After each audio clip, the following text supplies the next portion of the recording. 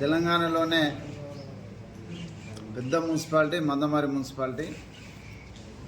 గతంలో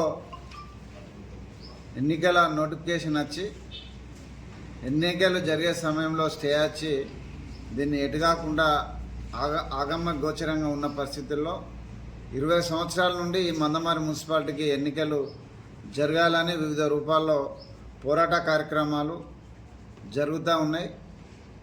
వాళ్ళ గతంలో బీఆర్ఎస్ గవర్నమెంట్ ఉన్నప్పుడు గౌరవ చెన్నూరు ఎమ్మెల్యే శ్రీ బాలకృష్ణ సుమన్ గారు ఈ రాష్ట్ర అసెంబ్లీలో మందమరి మున్సిపాలిటీకి ఎలక్షన్ జరపాలని ఎన్నోసార్లు గౌరవ ముఖ్యమంత్రి దృష్టికి తీసుకెళ్లడం, కేంద్ర ప్రభుత్వానికి కూడా నివేదిక పంపడం జరిగింది. వాళ్ళ కేంద్రంలో ఉన్న ప్రభుత్వమే దీన్ని చేయాలని కూడా చెప్పడం జరిగింది. దానికి అనుగుణంగా వాళ్ళ ఈ మందమరి పొలిటికల్ జేఏసీ కన్వీనర్గా ఉన్న అందుగుల శ్రీనివాస్ గారు వాళ్ళ దీన్ని కేంద్రంలో ఉన్న అమిత్ షా గారి దృష్టికి తీసుకెళ్ళి మందమరి ఎన్నికలు జరపడానికి కృషి చేస్తానని ముందుకు రావడం, వాళ్ళ గతంలో మేము మా సుమనన్న గారు కూడా మాట్లాడిన దానికి వాళ్ళ స్పందించి వాళ్ళ అమిత్ షా గారితో మందమరి మున్సిపాలిటీ ఎన్నికలు జరిపిస్తామని హామీ ఇచ్చినందుకు వారి ఆధ్వర్యంలో అమిత్ షా గారిని కలిసి వాళ్ళ మందమరి మున్సిపాలిటీ ఎలక్షన్ కోసం పోరాటం చేస్తామని సందర్భంగా తెలియజేస్తూ పోరాట కార్యక్రమాలు తీసుకొని ఈ మున్సిపాలిటీ ఎన్నికలు జరిగే వరకు అందరం కలిసికట్టుగా వాళ్ళ ప్రతి ఒక్కరం పట్టణంలో ఉన్న ప్రతి ఒక్క ప్రజలను కలుపుకొని ముందుకెళ్దామని సందర్భంగా తెలియజేస్తాం. నిర్మాత డాక్టర్ బాబాసాహెబ్ అంబేద్కర్ గారు ఈ దేశంలో ప్రజాస్వామికంగా ఓటుతోటి ప్రభుత్వాలు ఏలాలని పెట్టినటువంటి ఫెడరల్ స్ఫూర్తికి వ్యతిరేకంగా మందమరిలో గత 25-30 సంవత్సరాలుగా ఎలక్షన్ లేకపోవడం చాలా దురదృష్టకరమైనటువంటి విషయం. మరి 1/70 యాక్టు ఎస్టీలకు ప్రభుత్వంలో ప్రత్యేకమైనటువంటి యాక్టు ఆనాడు డాక్టర్ బిఆర్ అంబేద్కర్ కావచ్చు, తర్వాత ఉన్నటువంటి వాళ్ళు ఏదైతే సవరణ చేసిర్రో మరి ఆ యాక్టును వాళ్లకు కంపల్సరీ అమలు చేయాలి. వాళ్ళైతే ఎక్కడైతే నివాసం ఉన్నారో వాళ్ళకి తప్పనిసరిగా ఊరు మందమరి, అదేవిధంగా ఊరు రామకృష్ణాపూర్ ఆ ప్రాంతం ఏదైతే ఉందో దాన్ని గ్రామ పంచాయతీగా నిర్వహించి ఎన్నికలు తక్షణమే నిర్వహించాలి. అదేవిధంగా మందమరి మున్సిపాలిటీలో మరి 24 వార్డుల ప్రజలు ఉన్నారు, 2 వార్డులు అటు పోతే 20 వార్డులకు కూడా ఇటు కూడా ఎలక్షన్ నిర్వహించాలి. ఈ యొక్క సమస్య మీద సుదీర్ఘంగా గత 20 సంవత్సరాలలో 2-3 సార్లు జేఈసీగా అప్పుడున్నటువంటి రాజకీయ పార్టీలలో నాయకులు చాలా ప్రయత్నాలు చేశారు, అవి ముందుకెళ్ళలేదు. కానీ ఇప్పుడు మరొకసారి ఈ యొక్క మందమరి మున్సిపల్ ఎన్నికల కమిటీ సాధనా సమితిగా సిపిఐ, సిపిఎం, అదేవిధంగా జనసేన, ఇక్కడ ఉన్నటువంటి భారతీయ జనతా పార్టీ, మరి అదేవిధంగా బారాస అయిన మేము అందరం కలిసి మందమరి వ్యాపారస్తులు, కార్మికులు, కర్షకులు, విద్యార్థులు అందరి సహకారాన్ని తీసుకొని రేపు 16వ తారీఖున మున్సిపల్ ఎలక్షన్ కమిటీని ఒకటి నిర్ణయించుకుంటాం.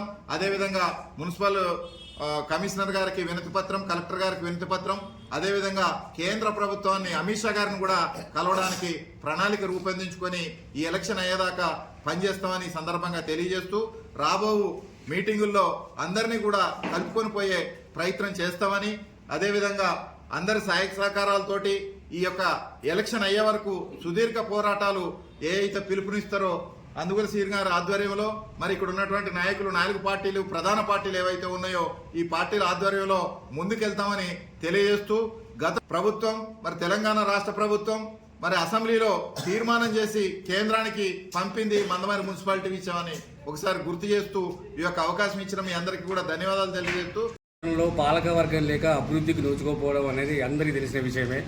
ఎంతో కాలంగా ఎమ్మెల్యేలు పోటీ చేస్తున్న నాయకులందరూ వచ్చి ఎన్నికలు జరిపిస్తామని చెప్పేసి ఇక్కడ ప్రజలను మభ్యపెట్టి మోసం చేసిన దాఖలు అందరికీ తెలిసిన విషయమే.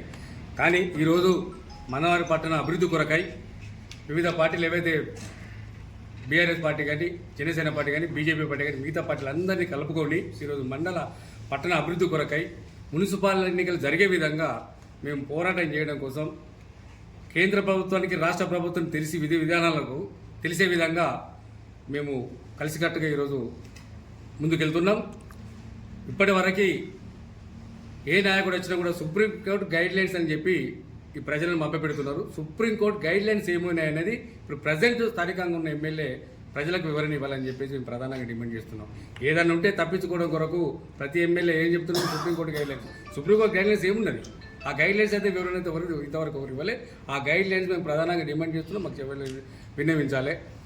ఇదే జేఏసీ తరపున అందరం కలిసికట్టుగా ఎన్నికలు జరిగే విధంగా కృషి చేస్తున్నాం.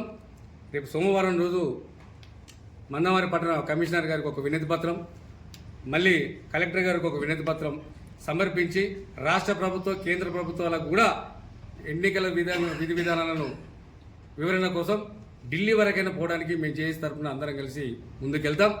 ఈ రాబోయే మున్సిపల్ ఎన్నికలు ఏవైతే ఉన్నాయో ఆ ఎన్నికల మందమరి పట్టణంలో ఎన్నికలు జరిగే విధి విధానం ఖచ్చితంగా జరగాలని చెప్పి మేము ప్రధానంగా డిమాండ్ చేస్తూ మా జేఏసీని ముందుకు తీసుకుపోతున్నాం. వీధిలో మున్సిపాలిటీ ఎన్నికలు జరపాలని కమ్యూనిస్ట్ పార్టీ తరఫున ఎన్నో పోరాటాలు, ధర్నాలు, రస్తారోకోలు చేయడం జరిగినా కూడా అప్పుడు 98 ఎన్నికల ముందు ఒక 5 రోజుల ముందు స్టే తీసుకొచ్చిన ఎన్నికలు జరిపే దానికంటే ముందు 5 రోజుల ముందు స్టే తీసుకురావడం జరిగింది. ఆ స్టే తీసుకొచ్చుట్ల అది రద్దు జరిగింది.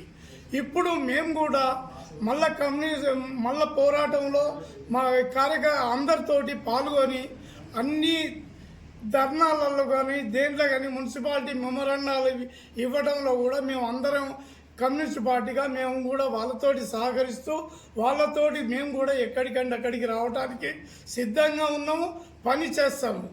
కానీ ఆ ఒక్క 5 రోజులు తేడాతోటే ఎన్నికలు రద్దు అవడం జరిగింది. కాబట్టి ఇప్పుడు ఎన్నికలు దానికోసం ఇప్పుడు అందరం ఐక్యంగా పోరాటం చేసి సాధించుకుందామని తెలియజేస్తున్నాం. ఏదైతే ఈరోజు మందమరిలో మున్సిపల్ ఎలక్షన్స్కు ఏర్పడాలనే ఒక పోరాటంగా ఇక్కడ ఉన్నటువంటి ప్రతిపక్ష పార్టీలు అన్ని కలిపి ఒక జేఏసీగా ఏర్పడడం జరిగింది.